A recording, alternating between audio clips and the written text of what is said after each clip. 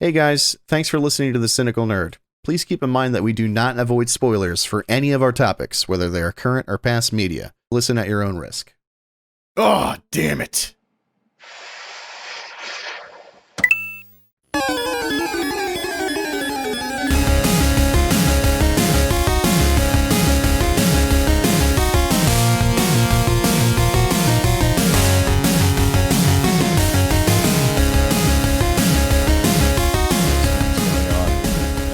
Oh, true. Like a Sith and you're like a Jedi. We're basically every movie poster of the last 25 years right now. yeah, collectively.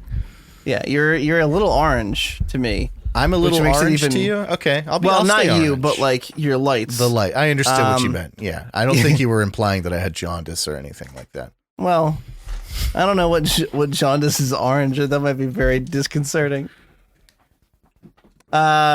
I remember when Grayson was very tiny, and he was not premature, but he came out like literally right when the oven went off. Like they took him at 37 weeks, so like full term baby taking this. So he was very skinny. Because those last 3 weeks, they basically just get fat in the belly, get all plumped up. So he was tiny. He was like, I don't think he was 6 pounds. He was very small. He felt like he was premature, but he was just so tiny and so precious, and they had to hold him for, they put him under the blue lights for a little bit before we could take him home for jaundice because he's a little yellow. And I remember, I thought it was the sweetest thing.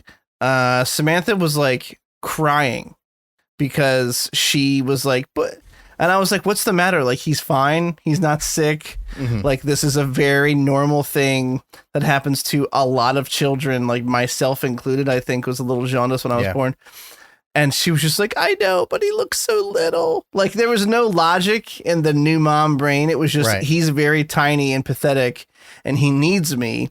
And instead we have a mask on him and he's under a blue light. We can't touch him for 6 hours or something. You know what I mean? Yeah. There was no punchline in that. I was just that's okay. And we actually had like a similar thing. Like Odin was born into shock. It was a whole mess, which I won't go into the gory details of Veronica's delivery on the podcast. But in any event, he was born into please shock. Do. I'll take notes. He had to have a vacuum assisted delivery, which is like not a safe form of delivery, but sometimes you just got to do it. And so he had like, suck them out. You just got to suck them out. You got to, that's what they do. They just hold their lips up to it and just, well, the doctor heard your son inside yell, somebody suck me. And then, but in any event, we didn't get like, they took him out and like, I got to cut the cord and everything, but there was no like skin to skin. Like he had to go right into the ICU. They actually had to like, he was breathing, but he wasn't breathing properly initially. Yeah. And of course the end of this story is that everything turned out fine. That's the only reason I'm talking about it so nonchalantly, but no, I know what you mean. It was scary. And I remember like Veronica, basically she was from the epidural paralyzed from the waist down. And so I was one half of her stirrup. Like I was holding her up. And they had him right behind, I mean, literally 6 inches behind me in the little incubator thing. And they were trying to like, get him to breathe normally. That I could overhear them talking about intubating him and all this scary shit. And you're like, oh my God. Yeah, dude, just panicking. And every time I turned like this to look what was going on, I could see that Veronica could see them and see him, and she started to freak out. So then I just stopped looking and was just looking at her like, isn't this exciting? We're parents now. Everything is going to be okay. Yeah, but inside you were having like a mental just breakdown. Screaming at the top of my lungs. Yeah. Oh, man. No, but of course he turned out perfectly fine. Right. Yeah, no, that's basically how it goes. The nurses are always like, I mean, I feel like it's just part of the job. They go from 0 to 60 over like basically everything. Yeah. Especially with a newborn. So like my son too was kind of breathing a little shallow, and she's taking his O2 levels, and she's like, all right, I'm going to go get the machine to test it. And I'm like, why? And she's like, well, the levels aren't like where they should be. And to me, I'm like, he's dying. What is that? What does this mean? How long do we have with him? It's kind of dark. And he was totally, they're like, no. He just needs a little bit of time. It's like, look, he's doing better on his own.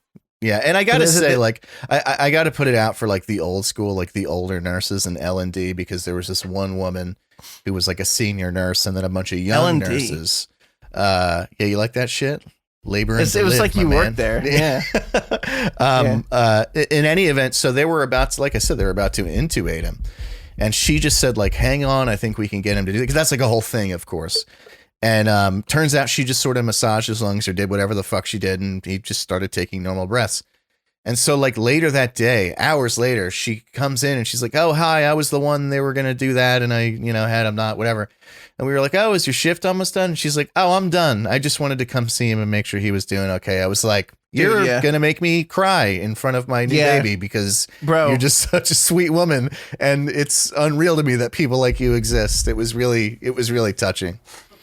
We had several nurses that would they would stop it. They're like, oh, I'm done for the night, but I just wanted to see how he was doing. And not like the I'm making my rounds thing. Yeah. They're like, I wanted to see how Grayson was doing. Like, I'm like, oh, you guys are really nice. And I feel like it restores a little glimmer of, there was no, it's a weird tangent we're on immediately out the gate. We're like, hey, birth of our kids. There was no more, inspiring feeling of like promise and hope for humanity than I felt over the course of the couple days leading up to giving birth and then becoming a father. And you're like, your heart's so filled with love, and you and your significant other are so excited but scared, and everyone's so nice, and your family comes and everyone's just loving on everybody. That's like, if there was an emotion high, like that would be in the same pool as like killing a boss in Dark Souls. Yeah. Bam, brought it back around. All right, let's talk about Giving birth is the Dark Souls of life. You heard it here first, boys. It's the Breath of the Wild of the Dark Souls of the Metal Gear Solid of the. You get it. I almost made a very dark joke, but as a parent now, I don't know that because you were like you got to say telling the story. You have to. You were telling the story about the delivery, and you were like, I mean, yeah, obviously I'm telling it all nonchalantly because everything worked out fine. And I'm like, what if someone told you a story about how their kid died like after birth, but they were just telling it like it was no big and you're deal. assuming the whole time like this worked out. Yeah, so continue, please. Yeah. I look forward to the happy ending. Yeah. Hey, guy I met 3 minutes ago on the subway. You're talking about this so nonchalantly. I'm sure everything was fine. Oh, no. What do you mean? Yeah, and then we lost him, and the marriage fell apart. We tried, but we just couldn't. We kind of resented each other, and she told me every time she looked at me, all she could see was his little body. The worst thing. Oh God, that's so terrible to talk about. I used to like just laugh at that stuff and be like, "Ha ha! Look at me, I'm edgy." And now I'm like, "Oh no, I can't talk like that. It's so fucked up." Anyway. Hey Derek, how you doing this week? How's it going? Not too bad. I got a really sick house. I got the baby and Veronica. I felt pretty under the weather this morning myself, but for some reason it's just bouncing off me. I thought I had the shittiest immune system in the house, but I'm kind of crushing it right now. Like it's not a competition between me and Veronica's immune systems, right, but if it was, not. I would be winning without a doubt. Like it wouldn't even be a question. No, in all sincerity, she really does feel like shit, and I feel awful. And even Odin's kind of vomiting a little bit, but he's in good spirits. He's a good sport. Yeah. Little. How are you? How you doing? Sometimes I just forget to ask, and then I feel bad when I listen back to the episode. I'm like, oh, that's okay. I'm doing fine. I'm doing good.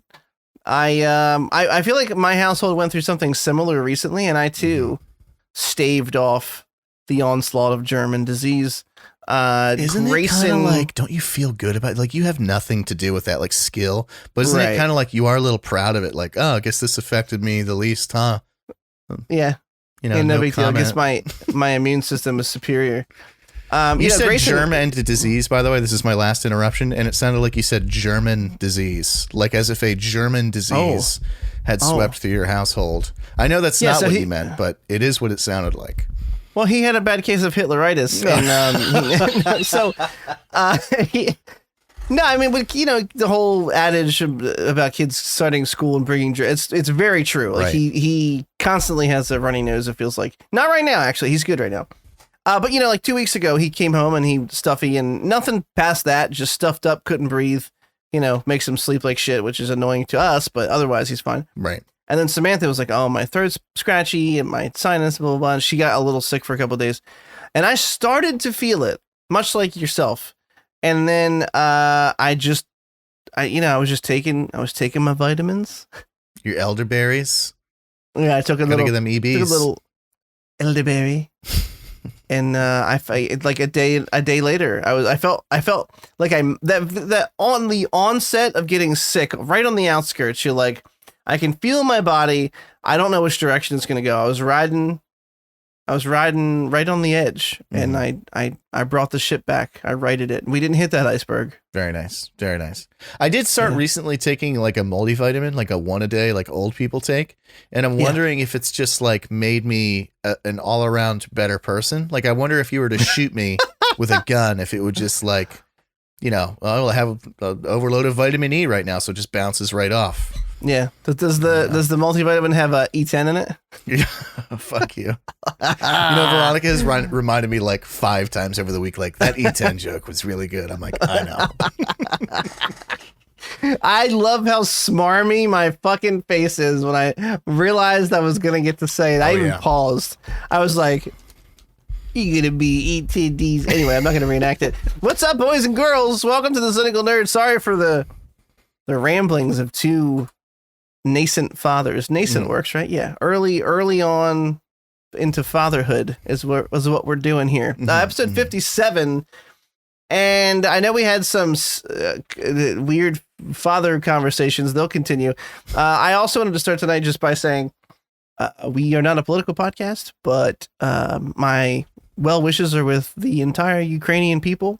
Be kind of awkward if we didn't at least acknowledge the fact that there's a pretty shitty thing happening over there.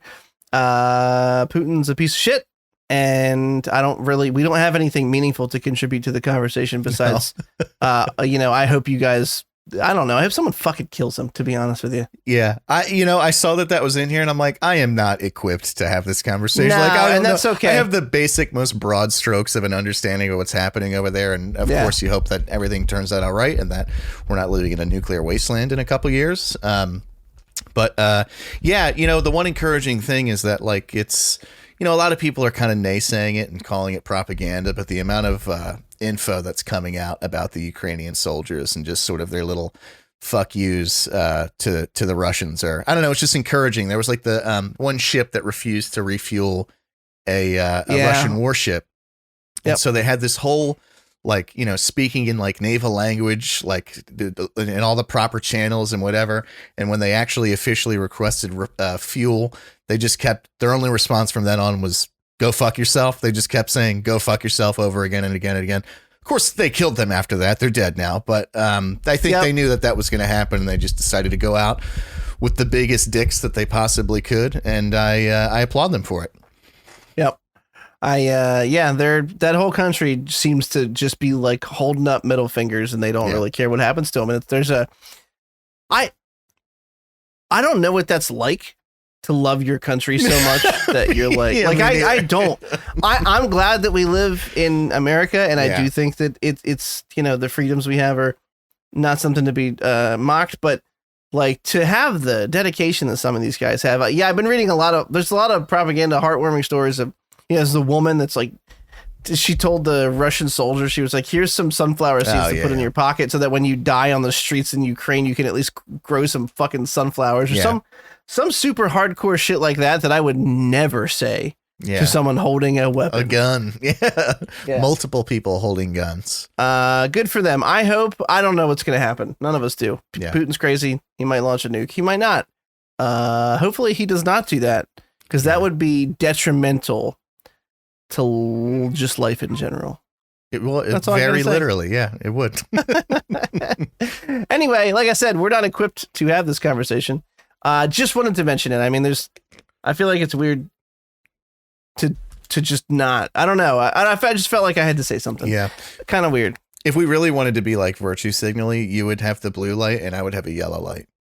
Oh, but we're not going to do so that. Close. Though. Yeah, it's not going to happen. It's on your shoulders. Mine's blue already. You're doing your part. I'm one half the flag right now.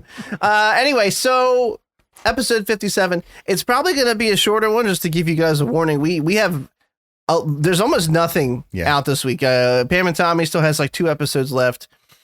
None of the movies that we wanted to talk about are really out yet. We have Scream to talk about, and then we're going to talk about Elden Ring because Elden Ring just came out. Our weekend review's not that long. There's just not a lot happening in this last week of February, but that looks like it's going to change coming into March. Yeah. Several shows that we're interested in come out in March. The Pirate Show, the Pirate Flag fucking Taika Waititi show comes out March 4th. What is it called? Death is the... Our flag is our death. Flag means death. There it is. We got it. Something flag. I've been seeing some early reviews for that, but I've been trying to stay away from them because I don't want to know too much about it. I enjoy that dry comedy and I'm looking forward to it. But that being said, this week, it's very light, so we might have a pretty short one here, but that's okay because next week is going to be the Batman extravaganza. Big old chunk. And I am sure that I am going to talk ad nauseum about the topic, and ad nauseum is a fancy way of saying until Derek wants to vomit because I've talked too much. You won't vomit, I will.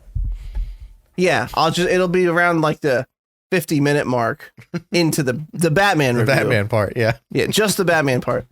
No, early reviews actually just dropped today, and they're fairly promising as far as like what Derek and I have been hoping to get out of this film, which is that they really shy away from just doing like a big blockbuster, crazy off the wall Batman movie, and that it actually is like a dark, I keep saying bleak and like dark and like dystopian, noir detective story where it's like a procedural. People compared it to Seven. And I'm really excited. There was one line that I read that said, for once, Batman is one of the most psychologically interesting people on the screen. And that's true. I mean, you talked about this earlier, and I feel free to ramble this episode because we have so little on the docket. Yeah, I'll ramble away, Daddy. You talked about this earlier, and you said, sometimes you hate when people say like, well, that's not Batman, because these characters are they're reinvented all the time. And there is, and I can completely understand that. And that's true. And Batman is iconic as he is because he's been reinvented so many times and he works in so many mediums. At the root of his story is something very simple. It's just, anger turned into vengeance, turned into justice because of loss. And everyone can relate to it. It's not rocket science. And just, that character's been incredibly campy and stupid. He's been incredibly hardcore. It looks like this is going to be an extremely like down to earth, reality based noir detective story. Although I have heard that we might not like the third act as much as the first two because it gets a little more superhero-y towards the end, which is the first 2/3 of it though. I mean, I don't know. I kind of I'm not expecting a blue beam in the sky in a Batman movie, but if things get slightly fantastical, I mean, he is supposed to be a superhero. Like, if it's a compelling story, and which I think it will be, and I don't know, I'm really excited for it. And I can't wait. So am I. And fuck GameSpot for that stupid review they gave that like made no sense whatsoever. I didn't even read it. I skimmed it because it was clear from the get that they were just trying to be contrarian. Scott even clapped back to them on Twitter and basically was like, "You guys like that shitty Resident Evil movie? Like, shut the fuck up." Which was so good because that movie was bad. Yeah. But they were like, "Oh, the shots go for a more artistic approach, which can be distracting from the fact that you're watching a superhero movie." Like, let the movie be like shown in a new light. I don't know. What's the problem with that? Like every like I don't know how to say it. Every shot that we see in the trailers that have like interesting lighting or editing that you don't typically see in a superhero movie, which are generally just like it's all front and center. There's nothing artful about it. It's just like you just want to see the dude punch the other guy. Everything that we've seen in the trailer so far just looks awesome. There's like the part where he's like in a mostly dark hallway. He's fighting a guy with a machine gun and you can only see flashes of the muzzle of what's happening. And he's sort of in a different position every time. I don't know. It just seems like they're trying to hate it because it's just one of those things that's so hyped that they just want to shit on it ahead of time. But maybe they're right. I don't know. We'll see. I don't anticipate it, though. Everything I've seen, everything I've heard, I've actually kind of shut down. Like, I have not watched I know they've released a couple like full unedited scenes. They're in full on blitz mode. There's a lot of TV spots. So I have not been watching them because I've seen everything I saw in the first 2 trailers, and I just want to go and I want to see it. I can't wait to talk about it. Yeah, I'm incredibly excited. I was talking about it earlier, and you had said the interpretations thing, and I was like, well, hold on, Derek, being a smartass. I was like, I've said Nolan's Batman is not my Batman, or not Batman. That's not true. I think I said my Batman, but semantics aside, that it is subjective. Everything's subjective. So, GameSpot putting a thing in about the scenes being too artistic, and I was like, if I read that without context of knowing that they were implying it as a negative, I'd be like, great. Yeah. Like, I really want a well done Batman story, and Nolan was so close for me, and I brought this up before, so I won't. Is Bruce Wayne had the wrong motivations? And I know to say that again goes against what you were saying, and I agree with you. I mean, they're open to interpretation. His Bruce Wayne was just not my ideal Batman. It's not the one that my headcanon pictures when I think of Batman, and I hope, and I think they do, and it's the last thing I'll say because we're going to have plenty more to say next week. It really looks like, and I've said this from the beginning, that Reeves looks like he understands the character a lot. The way he's talked about it, the way Pattinson has talked about it. I mean, they really seem to, even in the trailers, the unbridled rage in his early days, where he knows he has to do something, but he's not necessarily sure if he needs to be a symbol. He's out there just like working through his anger. And I can't wait to see it. And I hope it's as well done as I think it is, because I don't want to be disappointed. Matt Reeves, don't disappoint me, or you owe me a refund because his tickets are expensive as fuck. I also Plus, we're gonna have like a steak dinner beforehand. I was just gonna say, pumped for it. We're also gonna have a lovely dinner beforehand. So if the movie shit, it kind of like ruins the whole thing, Yeah. Don't fuck it up. I just can't fill up on steak so much that I just fall asleep during the movie. I've fallen asleep during good movies from having a belly full of meat, so I gotta be careful. Oh yeah, I gotta take a lap afterwards or something. I'll figure it out. That's what she said in there somewhere. Yeah, plus you're gonna be extra comfy because your head's gonna be on my shoulder. And I mean, look, we got center the theater. Yeah, right. Do we snub Ron and Sam and make them sit on the outside? I feel like we totally do, right? That wasn't even a question to me. There's a good. 100%. I have to whisper to you, or it's just not as fun. Yeah, like Samantha wants to see this movie, but she's not at the level that you and I are. That's with how this Veronica movie. So is too. I have to be next to you so that we can. If something cool happens, I'm like, dude. Yeah. Anyway. Okay, let's talk about let's talk about articles. Why did I put this one in here? They announced Street Fighter 6, and people think they can see Ryu's dick in the trailer. That's the end. That's it. That's all there is. Look it up if you want to. The most interesting thing about this game, though, I'll give it that much. That's true. Let me ask you a question. So, if you go look up the trailer, we're not going to well, it could be the thumbnail. To be honest with you, maybe we'll see. Unless we think of something better, it has this fighting chance as of right now. But if you go watch the Street Fighter 6 teaser trailer, which again, I bring up Scott, he was very upset about because Capcom built that up and everybody thought it was going to be Resident Evil related. There's the shots very much from under. Not from under cheese, just from under. It's literally at like ankle level, I would say, looking up at both of these fighters. And I don't know. Do I think it was intentionally a dick? I do. I think it's a dick. I think they put it in there. I think they had to generate people. I think they knew the only reason people don't give a fuck about Street Fighter, we're going to talk about this game, is if they put an outline of a beloved character's dick in the trailer. I don't think it was an accident at all. That's a dick, dude. Look at that still. Even if I turn my head, it looks definitely like it's a dick. And even you can see to the left of it, it's one of his balls. Like it's clearly, and he's packing schmeat too. Like they wanted to canonically give him a big old honker. That is a fucking dick. Yeah, dude, if that's flaccid, then just imagine the size of it. You can only imagine, right? Honking beefer. When he unpacks the poos. I don't know. Poos is typically not used for penis, but yeah, no, okay. Go look for yourself. It's even worse when it's in motion. I don't know. Oh, That'll yeah, probably- it really is. That'll probably be the thumbnail. It's pretty funny. Who cares? I don't know. I thought it was funny. We talk about things we think are funny on here. Sue me. That's it. That's it. Enough about Ryu's Do dick. you play like the Capcom Mortal Kombat games? Like, are you into those at all? No, and I've always I actually got in a conversation with a friend about this a couple weeks ago. I like fighting games. They seem fun. I watch some of the tournaments and some of the crazy ass combos people pull off. It just seems like a good time. I just either don't have the finger dexterity or the mental like capability or both to do all those crazy combos. So like I can sit there and there's always some like training mode or practice mode in them. And I can practice it a million times. I'm like, all right, I got this.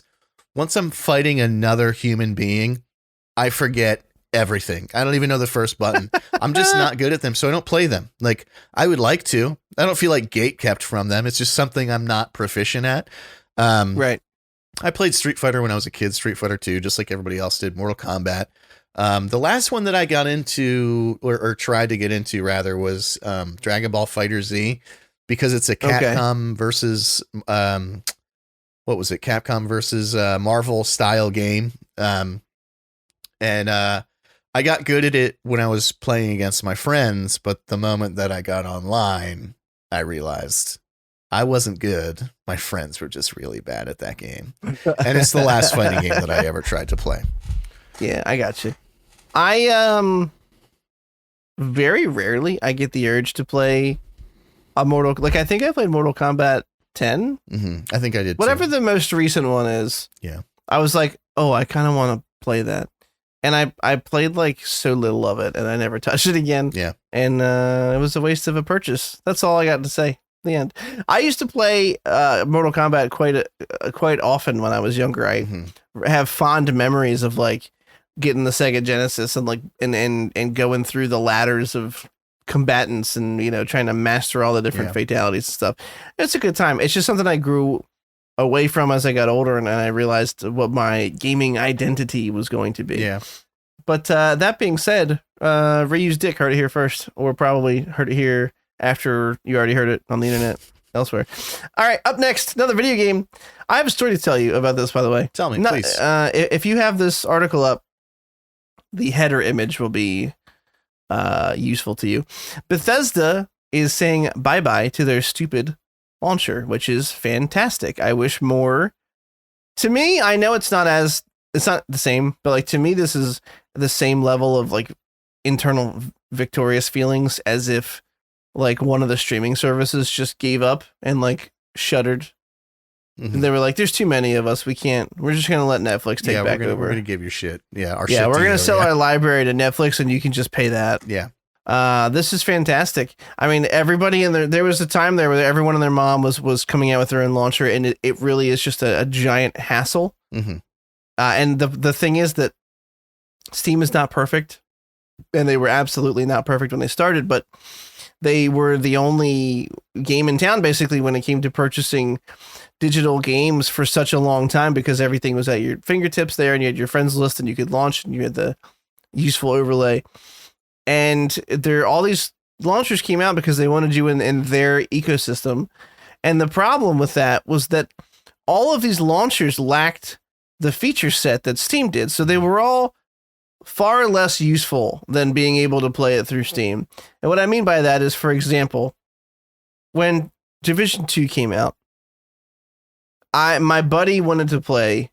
Shout out Too Nice. He will not listen to this, but why did I say his gaming name? Jose. I don't think he listens, but I'll give him a shout out anyway. That's okay.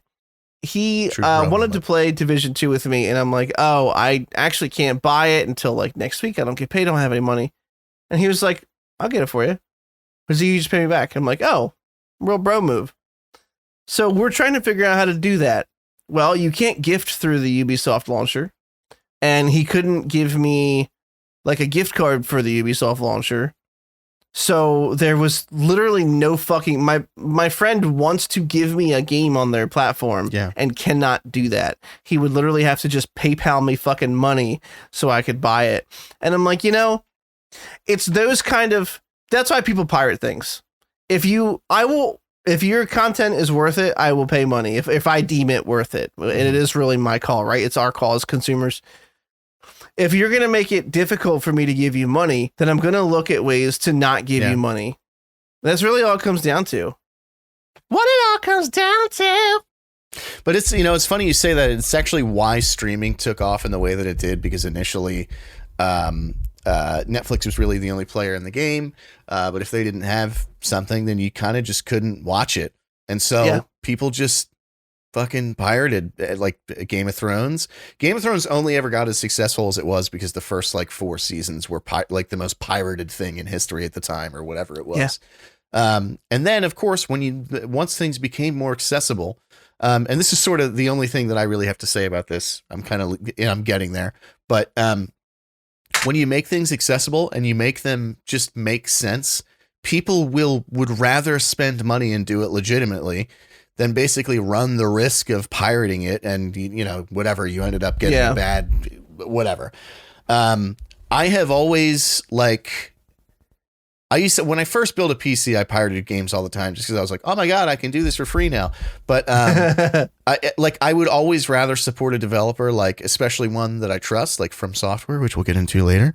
But that's kind of it relates to all the different launchers in the same way. So basically, I always want to see more companies pop up. I want to see competition, because then basically it keeps everyone sort of it's a check and balance system where if a new thing pops up and they do something better, like with Netflix again, basically saying you don't have to go to the fucking Blockbuster anymore.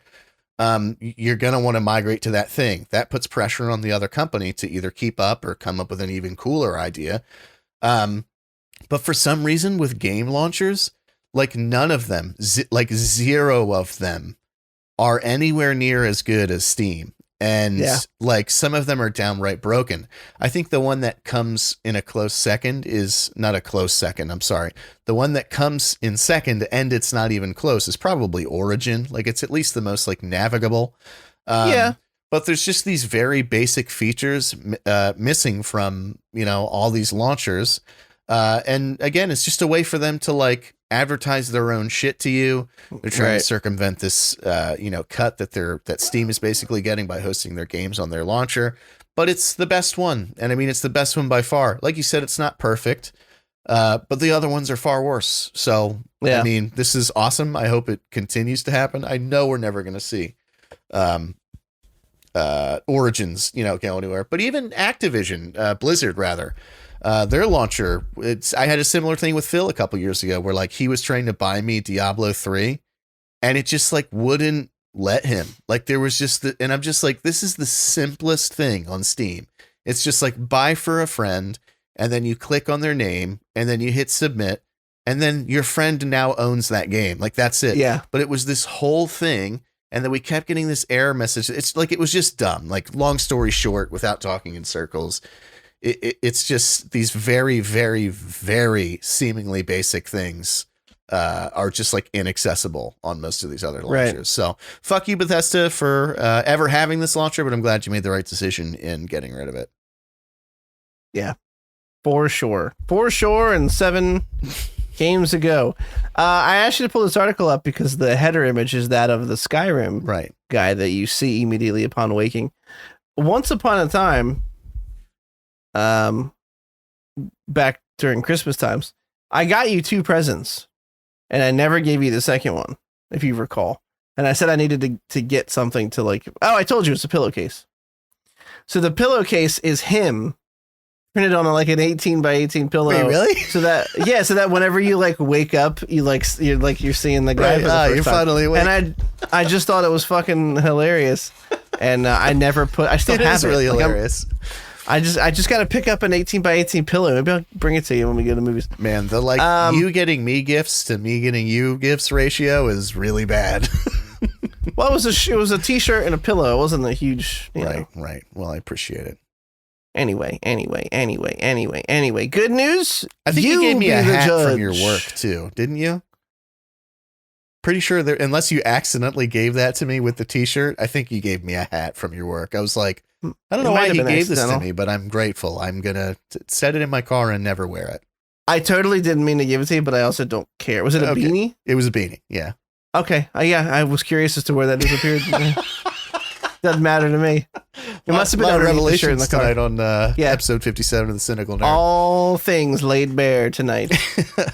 Next piece of news. Good. You decide. There will be no mainline Call of Duty game released in 2023. I'm sorry, the way you went into that was so great. You decide. Find out after this quick commercial break, and then you just straighten out some papers as the camera pans back.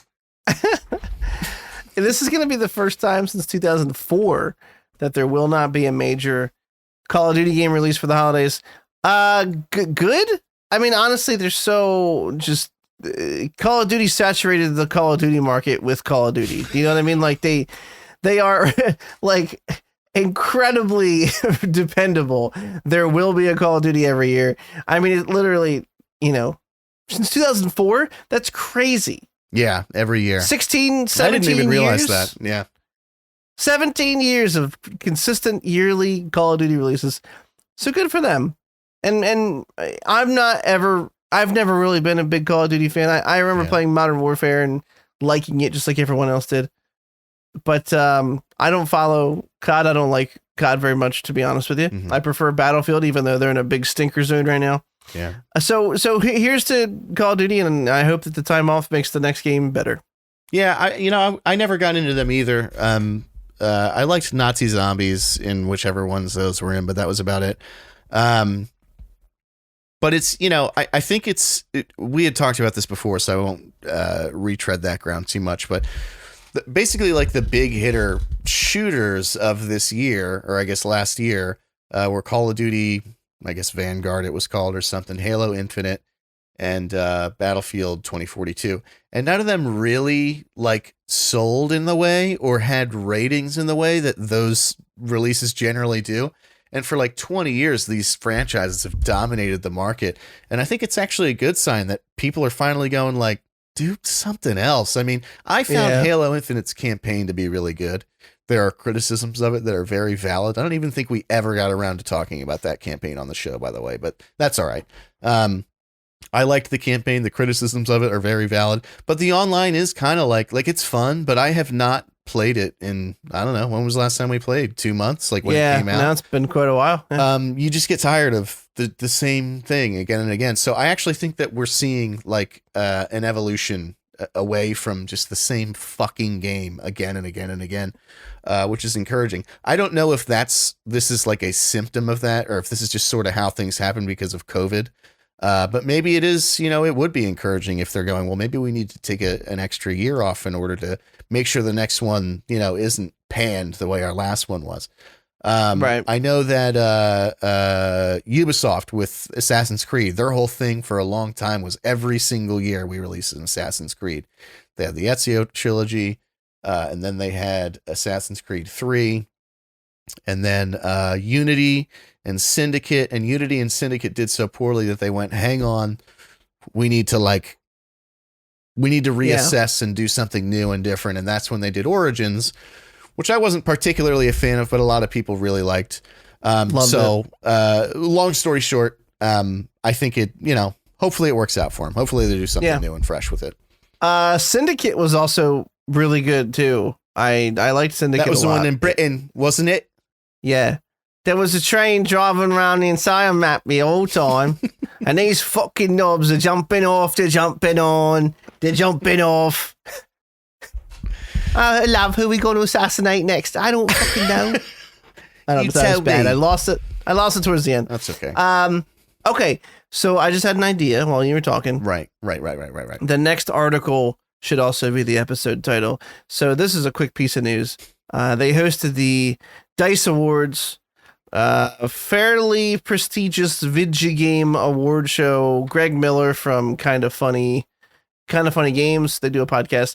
He's fairly entertaining. Sometimes they go on random tangents, and I'm like, Jesus, that's all we do. He was live on stage next to Jessica Chobot and very plainly said, fuck Bobby Kotick to everybody, to quite a bit of applause and hooping and hollering. So the only reason I bring it up is because A, fuck Bobby Kotick. Yeah. And B, it's not rare that you see these types of people speak out, but it's rare that they're allowed to say it at the award show. Like in most cases, you would expect him to talk in vagaries about like the industry needs to change and there's a lot of stuff, instead of calling somebody out specifically by name in public on TV. And it's, good for him. I'm glad he did it. And I'm glad the DICE Awards allowed him to do it because he ran it past them first, obviously. And I'm thinking it's episode 57. Fuck Bobby Kotick. Fuck Bobby Kotick with Ryu's dick. Oh, well, the Ryu's dick's going to be the thumbnail. So just a little thing of Bobby Kotick. I read the article and it sounded so cool. I wish I had just read the article and not watched the video. I have to be honest. Like the video's not as good. It's kind of cringe a little bit. Like, like I'm glad he did it. I'm not shitting on him for doing it. It was a ballsy move. Yeah. But he's just like, no, I agree. I'm just going to say F Bobby Kotick. No, I'm kidding. Fuck Bobby Kotick. And then like the co-host, whatever her name is, the whole time just kept going, ooh. I'm like, what are you doing? Just leave. There's you're gonna do weird shit like that. There's a reason that like they're hosting a video game award show and not like the Oscars, because they're both fucking dorks and it's awkward. Super awkward. But either way, the sentiment's great. But just to be clear, I am not shitting on the act of what he did. No. I was reading the article. I'm like, this is awesome. I got all amped to watch the video, and then I was like, ooh, that was a little awkward. Yeah. Microsoft still will not say publicly if they plan to keep him. They don't. He's going to stay on through the transition, and then he's gone. Seems to be pretty accepted public knowledge at this point. Maybe I'll get one of these stupid pictures of him like smiling. In like his like his like headshot, and I'll just like have him popping in the corner of like Ryu's dick, like right here. He has the stupidest face I've ever seen. He just has the stupidest pointy ear face. I just want to. It doesn't matter if what he's saying is right. If he was in the room with you, you're still like, shut the fuck up, Bobby. Bobby, get the fuck out. Yeah, his whole life, it's all he hears. Unfortunately, not enough. Yeah, unfortunately, not enough. That's all we have. We can review. That's it. We're on to the next, and that's cool because we have 3 trailers, and then we're going to talk about our main topics, and this is going to come in nice, sweet, and succinctly. First trailer is for Pokemon. What? We just had a Pokemon game come out. Scarlet and Pokemon Violet, the announcement trailer. This is the next entry in the mainline series of Pokemon games. Arceus or Arceus, I forget how to pronounce it, is considered like more of a spin-off because it's not so much traditional tried and true.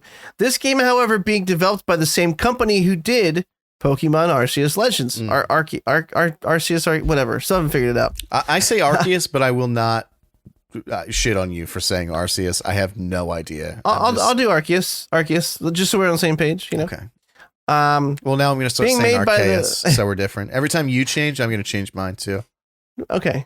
So Pokemon Legends Arceus, made by Game Freak. They're also making this game, and what I think is cool, and what I think a lot of people were hoping for, and they didn't have to wait very long to find out, is that some of the open world explorative nature of Arceus would be kind of injected into the main Pokemon franchise so that it wasn't so formulaic in the same game over and over.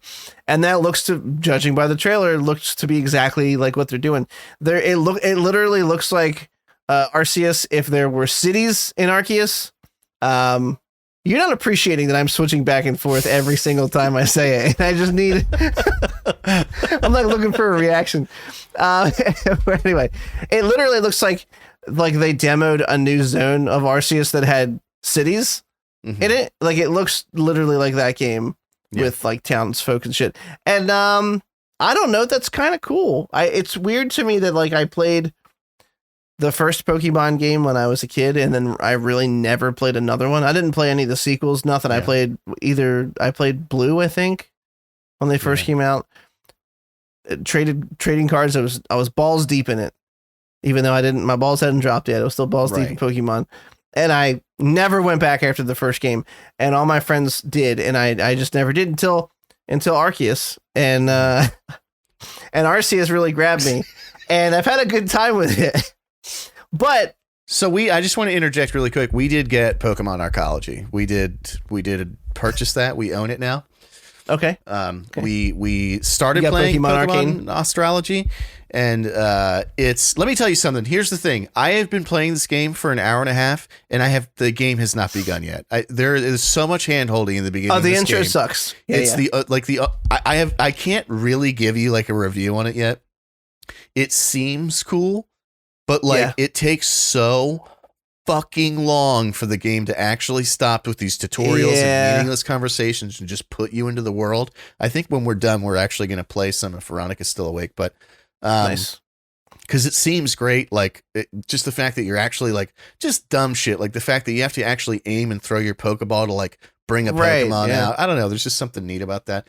But no, I've not just from you, and I'm sorry to interject, but not just from you. I've heard you're the third person now that's been dude, the intro is so, and yeah, it is. It's actually unbearable. Really, it's crazy how bad it is. It's significant. I hope someone gives Game Freak the feedback. Yeah, we all know how Pokemon games work, bro. Just show me where the fucking merchant is and be like, look, here's the button to throw a Pokeball. Now get out there and be somebody. Well, the other thing is I was saying to Veronica is I think that I'm spoiled by all I've been playing is FromSoft games. There's a 25-second cinematic and then you are playing the video game. That's it. Right. You're going.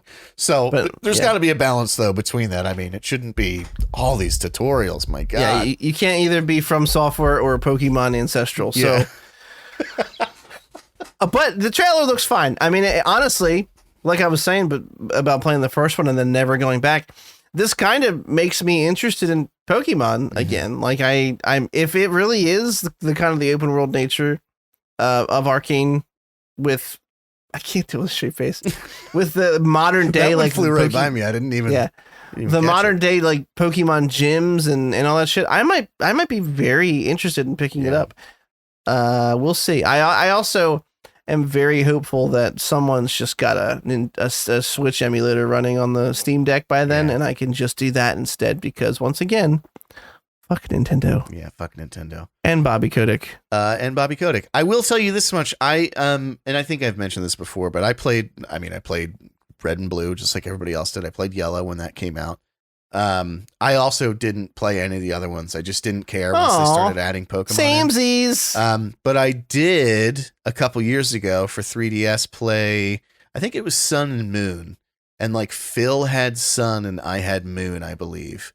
And it was good. It was really I had a really fun time playing it. And it was one of those games I just another game came out and I started playing that and never went back to it. So not good enough to hold my attention over some other game, but it's not like people say they've released the same game, 25 times over as many years. Right. It's not there's some truth to it, but it's not a totally true statement. New stuff is added in at least every few installments. So if, like you're saying, if the new one shapes up to add new content Pokemon Asshole has, then maybe you'll have to give it a shot. I don't know. Yeah. Yeah. All right. Enough talk about Pokemon anal beads. Next trailer in the line. There was another. I like how they got dirtier throughout too. Episode 57, Pokemon anal beads.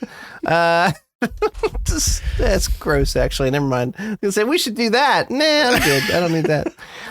Oh man, there's got to be some Pokemon who specializes in that too, right? I was gonna say at this point, there's definitely a Pokemon that looks like anal beads. Oh, that's Analis. He evolves into Beedry, and then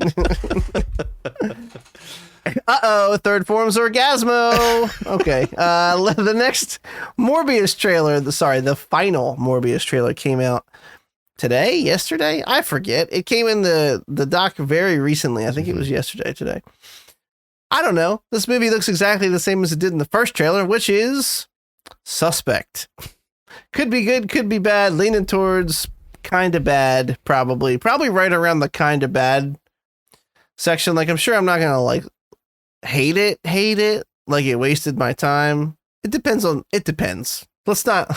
me not make any promises this movie can't keep yet.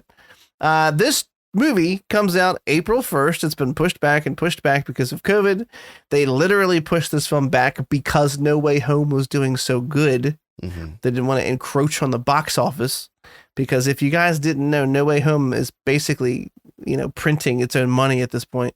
Yeah. This trailer doesn't really do a whole lot for me.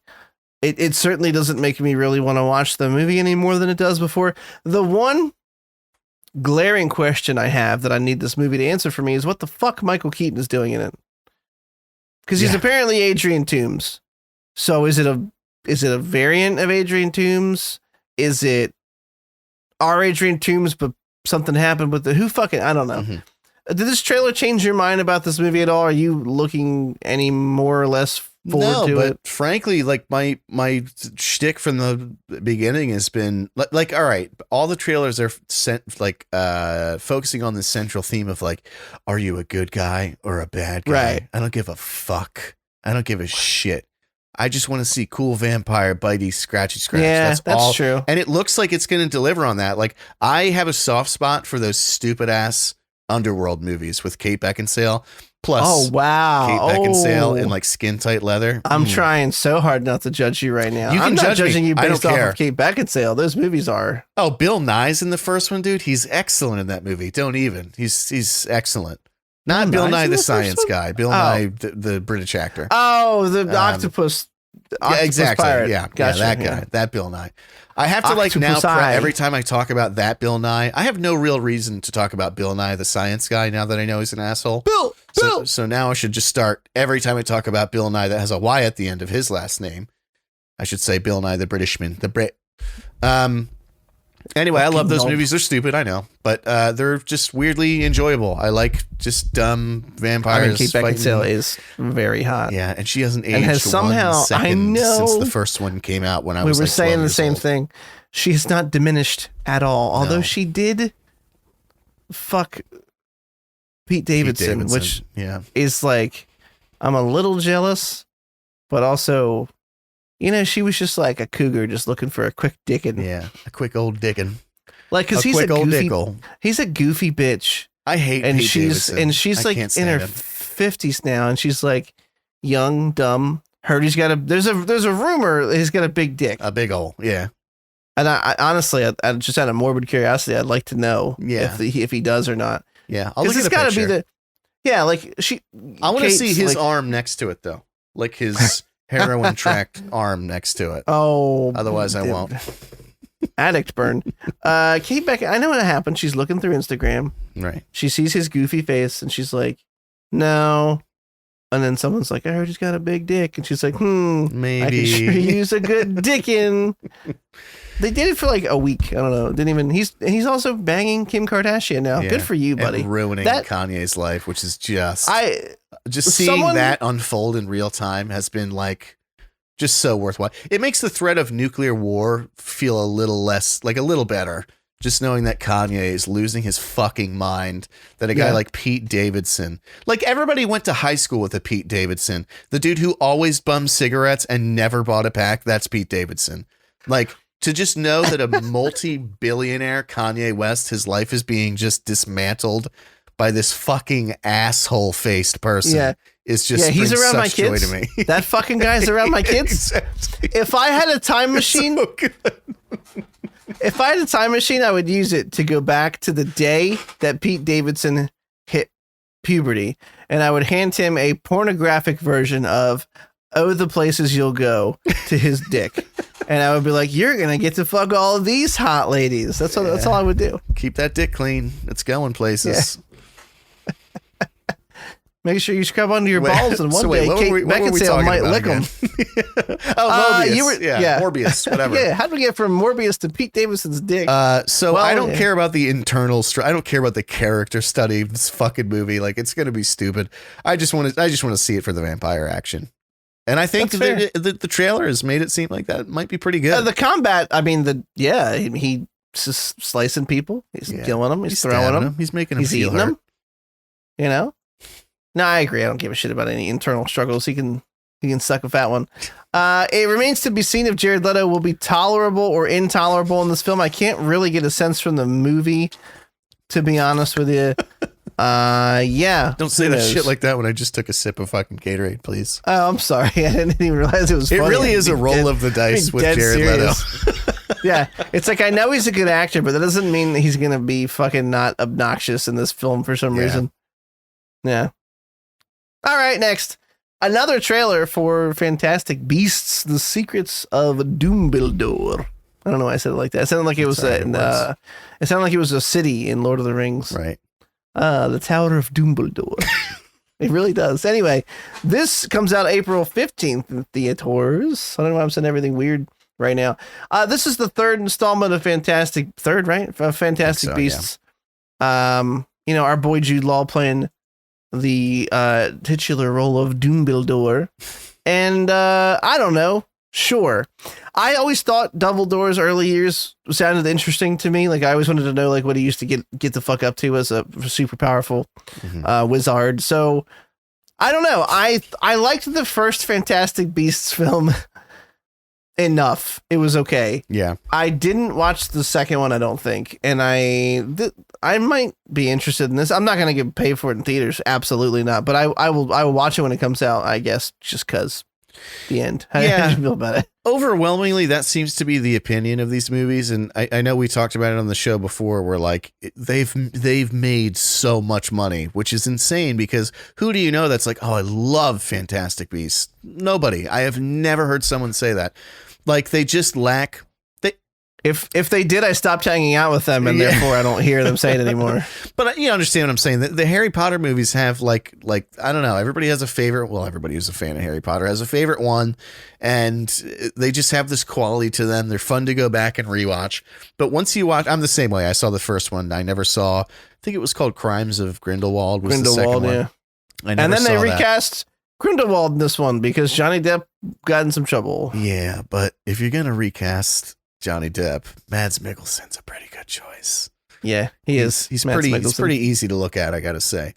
But in any event, this trailer. So when it started, I had that like, here we go, another one of these boring movies, whatever.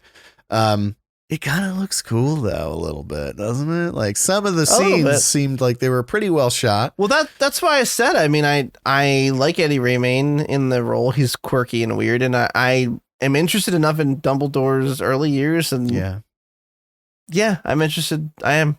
So we've actually meant to, Veronica, for the first time, we watched through Harry Potter, I don't know, 6 months ago or something. And we've been meaning to watch them, the Fantastic Beasts one. So I don't know, maybe we'll watch the first two before this one comes out on Blu-ray. Harry Potter, more like Harry Pooper. You really nailed that one. Yeah, thank you. Yeah, I appreciate the kudos. So, yeah, they're really focusing on the secrets of Dumbledore, and I'm like, well, what secrets? What are we talking about? Yeah. I don't know. I love Jude Law is a good actor. Whatever, we'll see what they do with it. Jude Law is a fantastic actor, and I feel like sorry. Yeah. Have you ever seen Gattaca? No. Oh, you should watch Gattaca, but you don't like Ethan Hawke, right? I like Ethan Hawke. Why do I always think it's you that doesn't like Ethan? Somebody in my life does not like Ethan Hawke, and I always think it's you for some reason. No. We were talking about Moon Knight the last time you said that, and I was like, okay. I love Ethan Hawke. He's great. Ethan Hawke and Jude Law and Uma Thurman are in a movie called Gattaca. I don't want to give anything away. I went into it totally blind. It's actually an excellent movie. I'm not saying we should cover it on the show or anything, but just when you can. It's a very good movie. Ethan Hawke hater in your life is. I really do. Mystery. Yeah. Just so I can like file that in my brain. Like, don't accuse Chris of Ethan Hawke hate ever again. Yeah, is his name Riss Creed or something? Like, is that why you keep mixing this up? Is his name Chrysanthemum? Is his name Cristal Pepsi? Cristal. I couldn't think of any more. That's all the movie trailers and week in review we have. We're doing great. We're coming in just at an hour, so. Yeah, we'll probably do an hour and a half, depending on how long this takes. Actually, maybe less because, well, we'll get there. Okay, real quick. Do you have to go pee-pee? I don't. I ask you that every week. Is that condescending to you? It's not. I actually prefer that you do because the thing is, I don't drink when we record anymore, and that's really what was causing the pee-pees to come. I gotcha. But sometimes I still really got to pee halfway through, so I appreciate you asking. It is not condescending at all. All right. Cool. I like you always say too, like, do you have to pee-pee? You never say like, do you need to go to the bathroom or do you need a break? No. You always say, do you have to pee-pee? It's belittling. It makes me That's feel why like I'm just like a safe little boy in the back seat, and you're just oh no, reaching back and saying, "Do you need to pee pee?" Okay, I'll start saying "No, Daddy" from now on. As long as you don't have any like ropes around your hands or anything. No. I just meant in like a car seat, you know, for safety's I sake. just feel like a safe little boy in the back seat. I'm like, oh no, what did I do? How do we get here? You can contact us via email at questions@thecynicalnerd.com. We're both tired. At Twitter at the Cynical Nerd. Hashtag fuck TCN if we mess something up. Hashtag ask TCN if you want to ask us a question.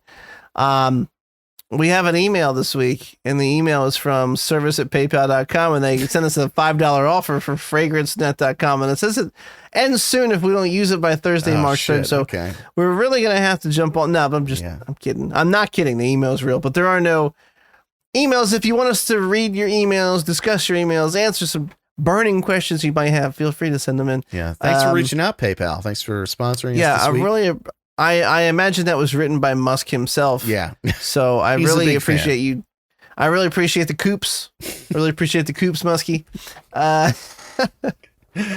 Nah, I'm just kidding, Mosquito. What if we had like 30? What if we said like 30 nicknames for Musk? I don't know. You just have been like waiting for this, but for Elon Musk to naturally come up for 57 episodes. You're like, finally. Yeah. No big deal, Muskie Raiders. Sorry, I laughed. I just want to make sure everyone heard me say Muskin Raiders because I thought that was fantastic. Anyway, the popular Kevin Smith movie Musk. Oh, I'm sorry. I'm laughing way harder at myself than anybody else probably is. Okay. I saw you pick up the pen. I was like, is he about to do that when we're recording? I got really excited. I thought about it. I might. Who knows? Okay. We have finally watched the Scream film. And it does things. Okay, so just out the gate, I feel like we've been shitting on horror movies a lot lately. And it's not because we don't like horror, it's because they were bad. Mm-hmm. I'm sorry. I know that our good buddy Scott doesn't agree with us about some of those. But I stand 100% by my Texas Chainsaw Massacre review. The further away from it I get, the worse it gets in hindsight. Like that movie's poo poo la la. I had a good time watching Scream. It was not the best horror movie ever. In fact, it did some things that annoyed me. Some of the actors weren't that great. The plot's whatever, but there was something about it that was just kind of fun. Like maybe it was just the nostalgia of seeing those people again. Obviously we give it a huge spoiler pretext before the episode even starts, but like, Dewey getting murdered and then the killer being like, it's an honor. And I was like, nice nod. Mm-hmm. I don't know. I didn't hate this movie. And I gotta be real with you. Kind of thought I was gonna. I'm not saying it was great. In fact, I just listed a myriad of problems with it, but I don't know. Whatever it was, maybe I was just in a chipper mood. I kind of had a good time. And I think that's the highest praise I can give it, is that I kind of had a good time. The end. Thus concludes my review of Scream. I went into it thinking I was going to hate it. I only ever watched the first two. And that was back in the day. I wanted to rewatch the original before watching this just because I knew there was like a relation to it. But I didn't get around to it. And initially I was not into this movie. And then surprisingly, I ended up liking it. Like, I don't even mean like it was okay. I actually liked it. I thought it was well done. I thought that they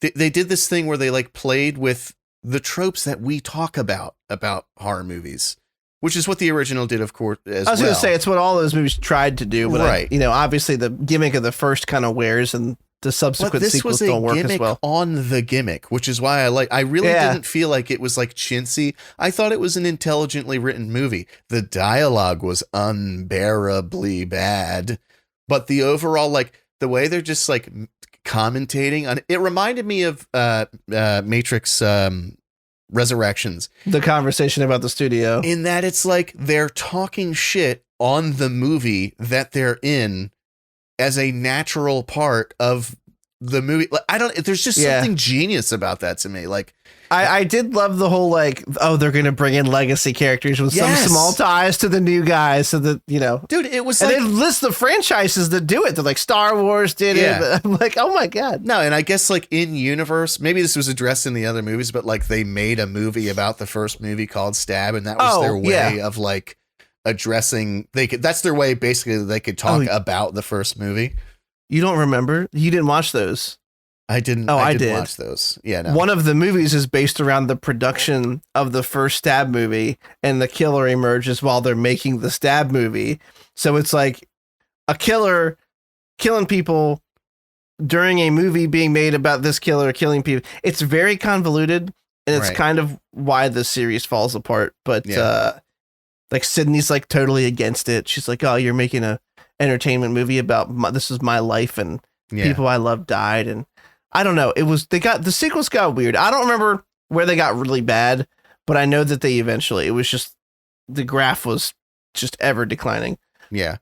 In quality. But ultimately, like this one, I don't know. It was good. Like I thought that there were great hooks.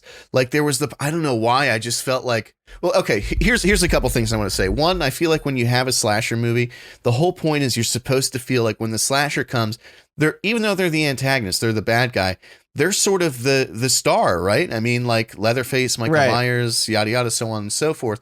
So when you see them, you're supposed to feel this presence where you're like, oh, fuck, they're here. I did not get that from Texas Chainsaw Massacre. I haven't gotten that from any of the new Halloween movies.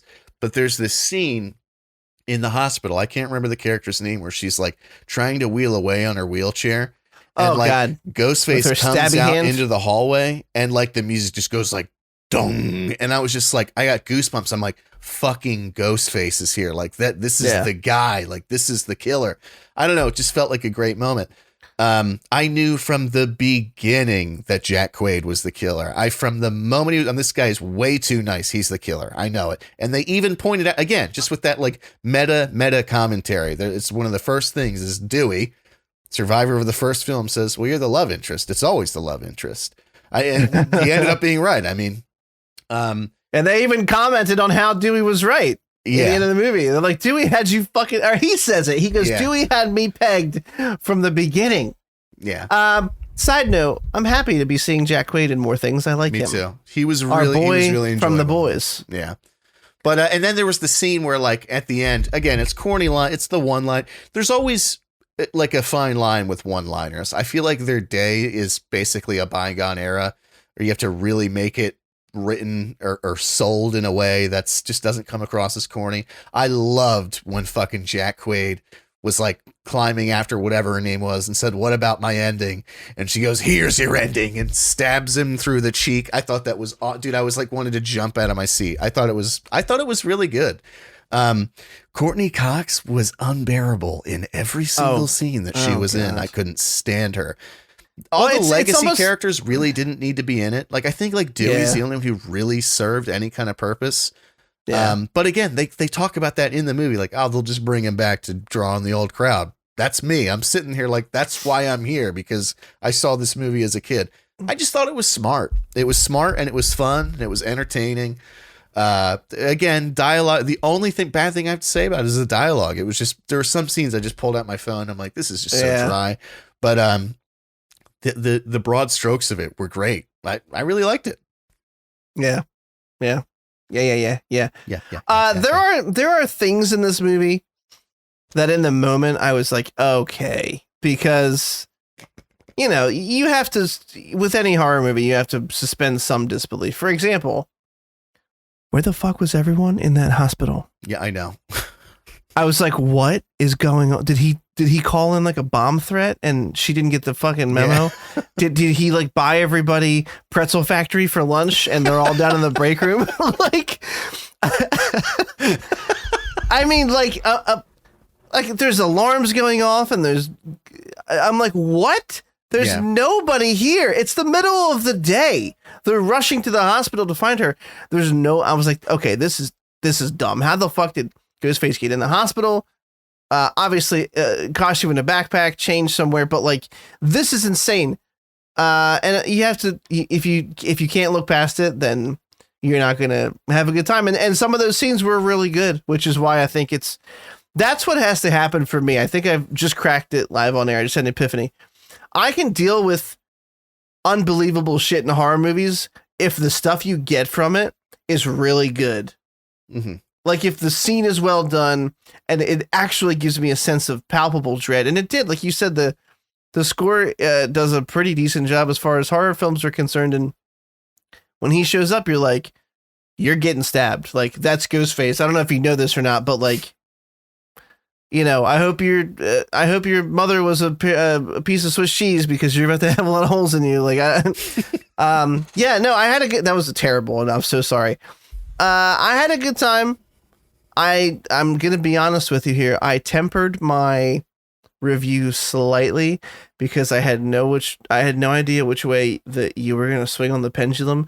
And I didn't want to effuse praise on it if you were then going to tell me, well, the audience, but really I feel like you're telling me how dumb I was for liking it. Right, so of course. I that's why I was like, I didn't hate it, but yeah, I overall liked it. It had some problems. Obviously, if you look at the logistics of a horror movie, some of that shit was just silly. Yeah. Like the kid, I forget his name, Curtis, maybe? I don't know. He's, the sheriff kill.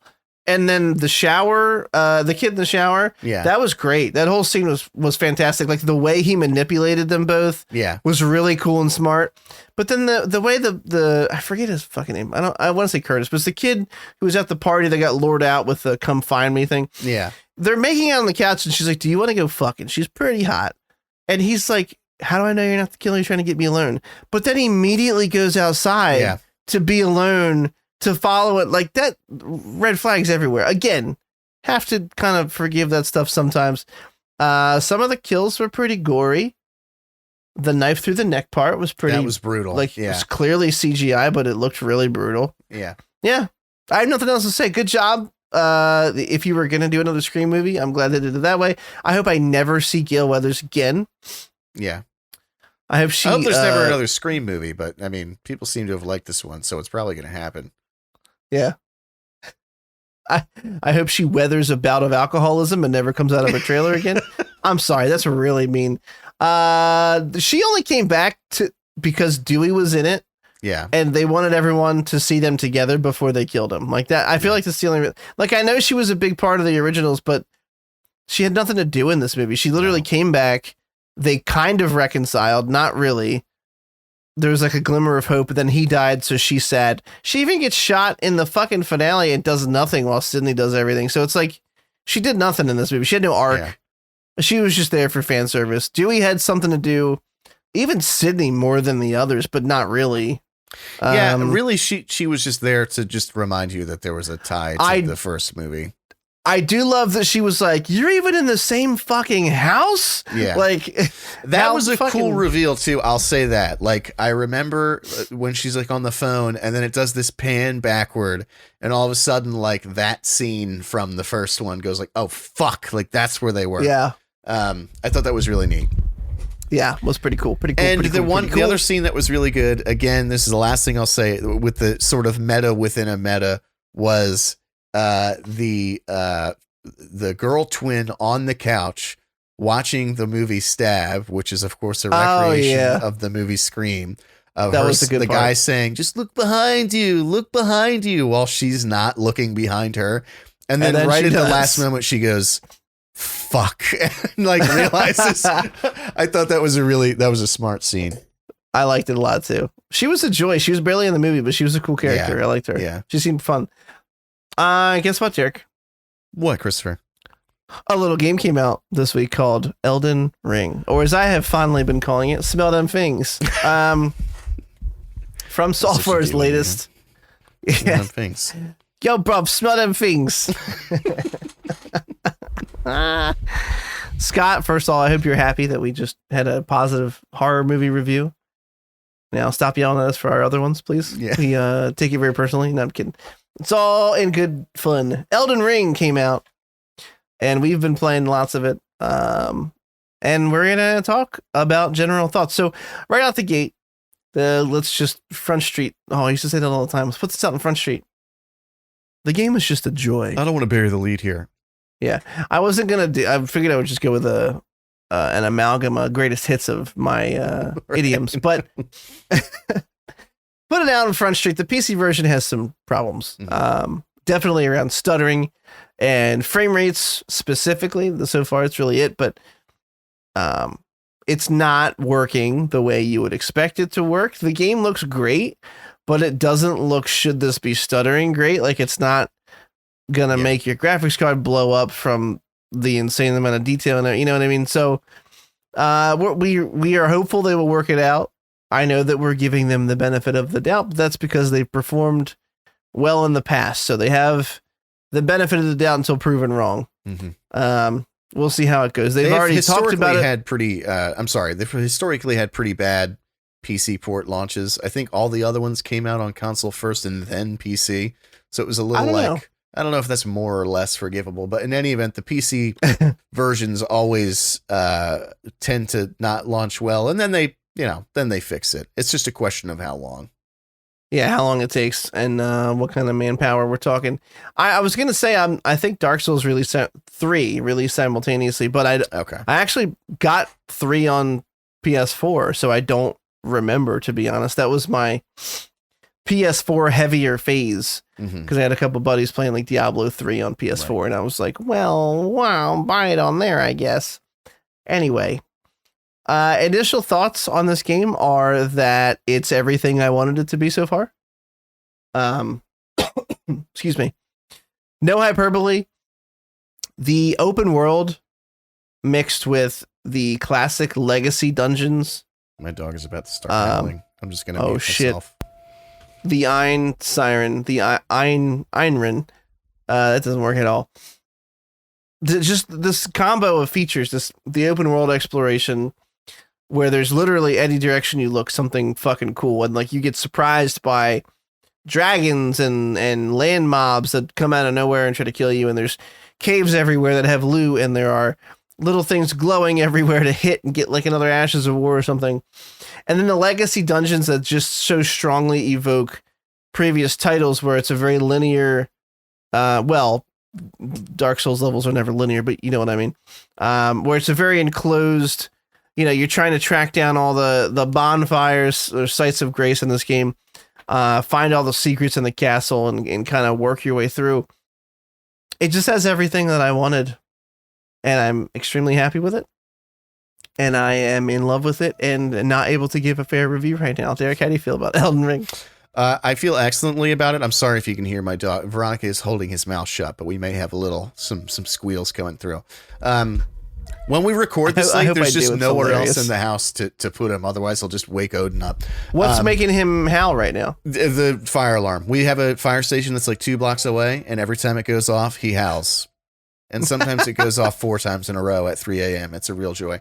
I love it. I think it's, I know I said earlier in chat, like, I don't want to sound giddy. I don't want to sound like I'm in the honeymoon phase, but I think that this is like a massive step forward in gaming. Like, I know you can hear him. I know. I'm already in a giggly mood, and I just heard like, woo. Yeah, like, he howls through his nose. We hold his snout shut, and then he just howls through his nose. Like, Jesus fucking Christ, dude! You poor dog. You just trying to house this fucking moon. Yeah. No, it's beautiful. And initially, I'll say this: I don't know if turned off is the right word for it, but initially, I'm like, I just kept going to these areas where I was like not strong enough yet, and I'm like, just had to like try and then fail and leave, and I'm like, man, fuck! Like, how am I supposed to know where the fuck I'm supposed to go? And and then I realized like that's part of the game. Like that's how they get you to explore. You just sort of, if you don't have time for that, I get that. And that's why I don't play most open world games, because I don't have time for them. But it's like, if you're not ready for this dungeon, you just leave and you just come back later. The game is... Or Dungo. Dungo. The game is beautiful. And I had said when I was streaming the other night that I compare it to Ghost of Tsushima. Neither this nor Ghost of Tsushima have the highest like graphical fidelity that I've ever seen. It's not a matter of how realistic it looks. It's the artistic direction that they've gone in. It's so fucking gorgeous. It's just so Like I literally have moments where I just put my controller down. I'm like, holy shit. When you first go into Stormvale Castle and you just look up at these towering ramparts with like crows just flying around the tops of them. I had said earlier in Horse Chat, there was a part I got to just past Stormvale Castle. I was in this like sort of poison swamp. It's all foggy and everything. Way off in the distance, I start to see this outline of this mountain. And I'm like, cool, a mountain, whatever. There's probably, I don't know, a rune up there or some other a map fragment or something. Right. As I'm getting further and further through this swamp and the fog is starting to clear, once the fog finally breaks, like the light from the air tree just like illuminates this huge like hill that's moving upward with this gigantic castle on the peak.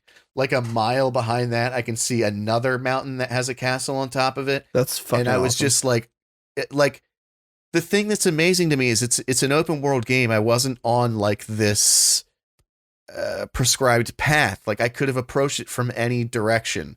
I could have come around from the other side, but it seemed so cinematic and intended. And it's like, I think the answer is they just made everything look so breathtakingly beautiful that it feels like you're in a cutscene when you're playing the game. Yeah.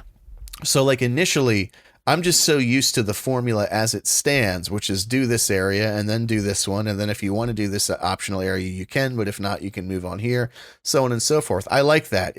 I like linear games. I know I'm in the minority there, but I just like to have a clear path ahead of me. So initially I was like, man, this is kind of like not my thing, I don't think. Now it's opened itself up to me. Now I realize like you don't need to do all this extra shit. It's really not necessary. Half the time it's for a build that you're not doing anyway. Like it's really just a collectathon thing. Like out of the, I don't know, 20 some odd sub dungeons that I've done of the gear that I've gotten, only like 6 of those things apply to like my build. Most of them are for strength builds or dex builds or whatever. So it's not needed. You really can just go straight to Stormvale Castle if you want. I mean, you should probably level up a little bit or else you're going to get your shit pushed in, but it's just the choice is there. The option is there. That's kind of all I have to cover on it. I have taken some screenshots of this game that are, I mean, even the fucking screenshots just look, I mean, it's just beautiful and it's fun. Right. The way that they've sort of brought all previous mechanics from their other Souls-like games and put them all into this one game is working beautifully. Like, so for instance, and I'll stop here, I know I'm rambling. I'm doing like a caster and then melee when I run out of FP. So I have a shield in one hand and then I usually have a staff. And so when I'm dealing with people at range, I pick off the people with my staff. But anybody who has a board and sword like me, I just do that fancy new thing where you like tank the hit with your shield and then R2 to stun them to go for the critical hit. It's just awesome. And there's so much to do in it. Like I thought I was done Stormvale Castle because I beat the boss at the end of it. There's like 40% of that castle I have not even, I just realized today, like there was this divergent path into an area I have not even been to yet. And I'm like, all right, so now I'm beyond there. And now I have to go back because I want to explore the whole castle. It's a fucking masterpiece so far. And I think that it's going to be the comparison point for games for years to come. That's my impression so far of it. Yeah. And I mean, you popped in the stream and I was in the castle and you were like, oh, did you fight Godric yet? And I'm like, yeah, no, I actually beat him. However, I was so paranoid that I missed a bunch of shit in the castle that I was like retreading. I'm like, well, I see a doorway over there. Let me go cross that off the checklist. Like I was like, I don't want to miss anything in here. I feel like there's got to be good shit, cool stuff to find because it's just so sprawling. And those games are always sprawling and they always lead you around back to where you were.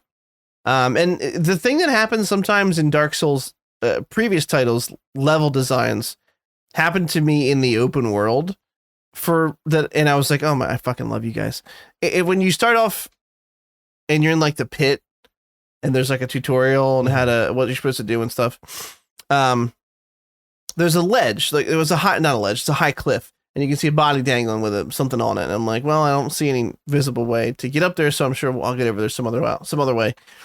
And then I was wandering around exploring on the beach by the eastern shore where there's like, I don't know if you've seen it, but there's like a little beetle, like he's invisible and you have to like hit him to get like he drops the thing. There's like light up footprints, and if you hit him like at the right time or where he's supposed to be. Anyway, there was a cave I found the near... fucking bush, by the way, just as a side note. You found him. You found him. You found him, my boy. I love that guy. Just clip clopping around on Cumfoot, and it said, "Excuse me, sir," and I'm like, "Oh my god, this is it." I did it. I love that guy. I don't know why I love him. He's my favorite NPC. Shit. He's great. Pathetic little monkey. If you go through that cave that he shows you, well, I don't want to spoil anything. No, go ahead. Anyway, so I'm just, if you go through the cave that you get like a sewing needle back to him, and he just showed up again for me at the bonfire just past Stormvale Castle when you finish it. I got that. Oh, okay. All right. I don't know how far you were. But I'm exploring along the coast and I see this random cave and I go close to it and like the name doesn't change and I don't get like a pop up that it's a different area. There's no icon on the map. So I walk in and I just walk back a little. I pull out my torch. I see something and I come up to and I'm on the edge. I'm on the ledge that's above the starting zone. And I'm like, huh? Okay. I just stumbled upon this. Nothing else in it. Just a back entrance from the beach on like the other side of the cliff face. And they put so much of their attention to detail in like the world around them. And it's, I mean, I know we're just sitting here coming all over but like, it really is exactly what I had hoped it would be. And more. I mean, like the game has already surprised me several times. I think I said in chat the other day, I found the teleporter chest in the ruins in the lake. That was fun. I was like, oh, I just got to run out of here because these guys are going to fucking murk me. So you're forced to run through the swamp and I'm like, well, while I'm here, I might as well just run around and find sites of grace in the map piece. And then, there's so much just to do in every direction. And, my personal strategy for Elden Ring. So I told you before, and I think I've mentioned it. I always use a game progress route with From Software games because their stuff is so vague that it's really easy to miss entire plot threads that are cool just by not taking one hallway or some shit like that. Yeah. And I don't want to miss anything. But in Elden Ring, I love the feeling of finding shit on my own. Yeah. And I was like, how do I reconcile this? There are two wolves inside of me. I just made a joke about this the other day. I forget. It was funny. And I settled on this. Whenever I get a new map fragment, I run around the level and just explore because it all looks beautiful and try to find shit. And then when I feel like I've found everything I could or everything I care about, then I'll check. There's an interactive map on the wiki that has like the caves marked and stuff. Yeah. And I'm like, then I can go back and look at that and be like, oh, I missed this cave. I missed this cave. I missed this. And that way I get kind of the best of both worlds. I get to wander. I get to look at cool shit. I get to discover things that, for example, you've been in East Limgrave. Have you there's a giant elevator that goes down somewhere? No. Okay. So I won't spoil it, but I'm wandering around East Limgrave right next to your starting zone on the right. And I'm kind of near the giant tree on the map. And I find this elevator. And it's a crazy long elevator ride. And when you get to the bottom, won't spoil it. I'm like, holy shit, this is really fucking badass. I had no idea it was there or what was down there. And now, if I had looked at the map, I would have seen what it was. So I'm happy I didn't, before I looked through the zone. I've actually been doing something similar. Like, I think what I'm going to do from now on is whenever I reach the next legacy dungeon, whatever I haven't, like, I'm gonna raw dog it, like what you're saying. And I'm amazed that Fexter Life already apparently has a 100% walkthrough on this game already. It just came out a couple days ago, but I'm gonna raw dog every new area I'm in, just explore, find what I can, and then before I go into the legacy dungeon, I'm going to see it. If there's stuff that sort of applies to me, I don't have this, like, I need to 100% every game. I don't have that. I like to do most of the game, but I don't need to get everything. It's just not important to me. But if I see items that would help with my build, then I'm going to, look those quests up and do them before I go into the legacy dungeon. I will say my only real criticism, I don't even know if it's really a criticism. They always, whenever they come out with a new game, within a couple weeks, they rebalance everything. Sometimes they do it a couple times. I don't, as a new, like, Souls player, I didn't experience this. I just read about it. Especially Dark Souls 3 was a big one and I'm sorry, Dark Souls 2 was a big one. I guess like Miracle casters were like insanely OP at launch. And so it seems like in this, just at launch, that they've put more thought into incantations than they did into sorceries. Out of all the sorcery spells that I've gotten, and they're not cheap, really most of them are fucking useless. I only use about 3 of them. Or it'll be like, do decent damage, but it takes away like 3/4 of my FP bar. And I'm like, all right, well, there's just no situation where I'm going to use that then. It seems like people who are playing like the Prophet, or what's the other one called? Confessor, the people using like incantations, which are, I guess, what miracles are called in this one, are saying that it's fun. Like it's a really, they're having a good time with it. So if you're listening and you're on the fence about what class to start and you're thinking about doing a caster, maybe don't do astrologer or prisoner. I don't regret it. I'm still having fun. Like I like my repertoire. I like that I'm doing a mix between like a battle or a fighter and a mage. But if you want to go pure caster, I'd probably go incantations. That's my one recommendation to you. And the Confessor looks pretty sick. Confessor looks great. Apparently that's like in Endgame, they turn into a paladin-esque type thing. So. I mean, they're literally like a little bit of everything. Like they have decent strength and dex and faith. So they're, fucking shit up. Out here fucking it up. But I'm still fucking it up. Little Dicky reference. Okay. I think we're done.